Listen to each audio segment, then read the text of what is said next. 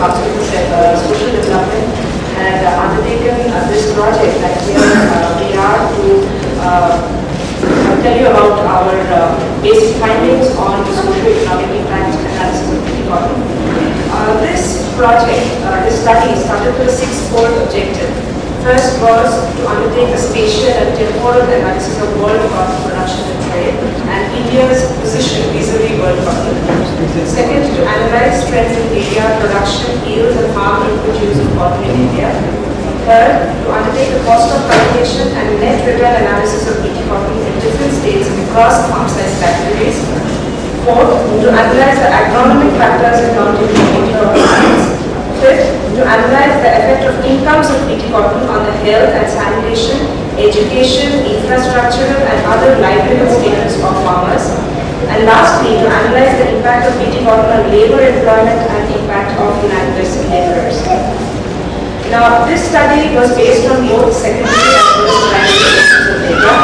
The primary survey was conducted in selected districts of 9 major cotton growing states for the agricultural year 2010-11. The selected districts were based on the highest proportion of cotton area, and the districts were Pazalna and Bathinda in Gujarat, Hisar and Sirsa in Haryana, Hanumangarh in Rajasthan, Surendranagar and Bhavnagar in Gujarat, Dhar and Khargone in Madhya Pradesh, Jalgaon and Yavatmal in Maharashtra, Dharwad in Karnataka, Adilabad and Warangal in Andhra Pradesh, and Virudhunagar in Tamil Nadu.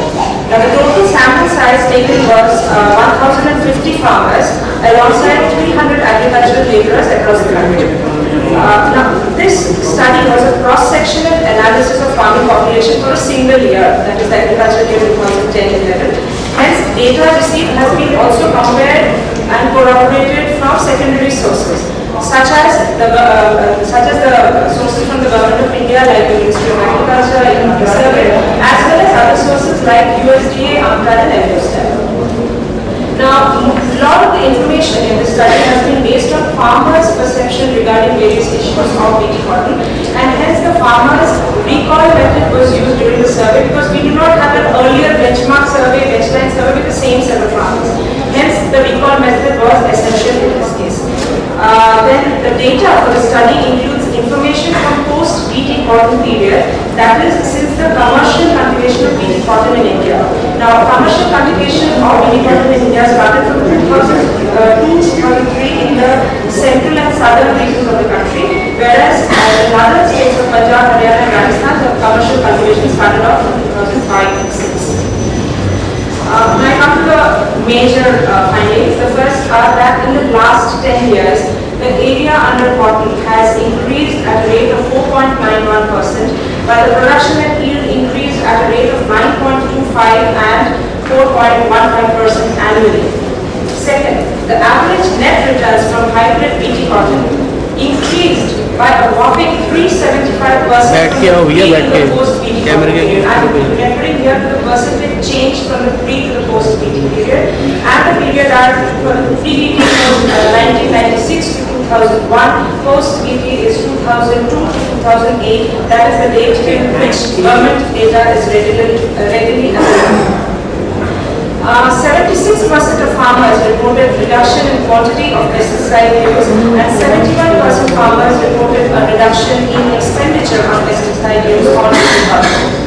90% of farmers have claimed that BtCotton had reduced the impact of bollworms.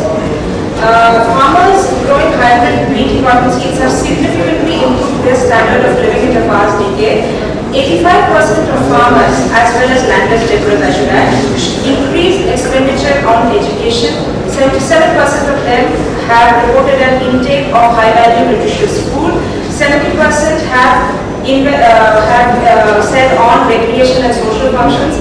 75% on health of family members, and 64% on health of livestock.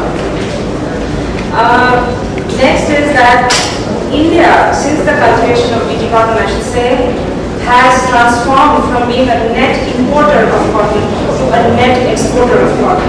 And the growth rate of cotton exports increased by over 75% in the post-BtCotton period from 2000 to 2009. Relatively, spending on livelihoods by a large proportion of farmers. Farmer suicide. Yes, we know that this is a burning issue, yet it is not BtCotton seeds per se which is the problem. It is the lack of irrigation facilities, unavailability of timely credit, and low and fluctuating cotton prices which are the main culprit behind this situation. Labor is the highest input cost. Human labor, the proportion of human labor to the total cost of cultivation was the highest, about 53%, followed by fertilizers, which is about 10.84%, seed 9.61%, mechanization 8.86%, pesticide comes below this in somewhere about 70%. 84% farmers said that the quantity of seed usage per hectare on BtCotton was less than non-BT. Hence, despite using relatively less BtCotton seeds, farmers are realizing higher yields and are also earning higher net returns. Let me go to pesticide. Pesticide consumption has declined by about 23.45% in the post-BtCotton period from the pre-BT. Once again, pre-BT is from 1996 to 2001 and post-BT is 2002 to 2009, and the decline is about 23.45%. Please have a look at the graph. The yield is the line. The yield line shows an increase all through. But then if you look from 2002 onwards, there has been a major jump in the yields. Yet 2008 has shown stagnation and a decline ever since in cotton yields. Now this would be presumably under the impact of marginal lands coming under BtCotton. By marginal lands we mean lands, areas with shallow soils and rain-fed conditions that are being brought into cotton cultivation. Second is erratic weather conditions, especially rainfall. And third is increased attack by sucking pests not sufficiently controlled by insecticides or by current BT technologies. Let's okay. Maharashtra in the last 3 years, 2009, 10, 11, the average was about, the area average was about 38 lakh hectares, which was the highest in the country. The cotton area under Maharashtra was about 38 lakh hectares, which was the highest in the country. Yet Maharashtra reported the lowest yields of 336 kg per hectare compared to states like Tamil Nadu or even Gujarat, which is about 700. So that's why we mean that marginal lands such as certain pockets in Maharashtra and Madhya Pradesh, which are mainly rain-fed with shallow soils and erratic rainfall patterns. Yields in these states, as I've said, have shown a decline despite a high area. Hence, it can safely be said that the overall cotton yields in India have declined due to increase in cotton area in marginal lands also. Going to our some field survey reports. About largest proportion of small farmers have cultivated BtCotton, about 53%, followed by medium farmers, which is 37%, large farmers about 95%. 100% of farmers surveyed in the major cotton growing states cultivated BtCotton. About 2.38% farmers also cultivated non-BT, but all of them reported cultivation of BtCotton. About their knowledge of BT, about information on BT, a whopping 72% reported that they had information from BT from co-farmers. Seed dealers said that about 22% farmers reported getting information from seed dealers, and extension workers and social media played a very, very small role. Only 3% said that they received information from extension services.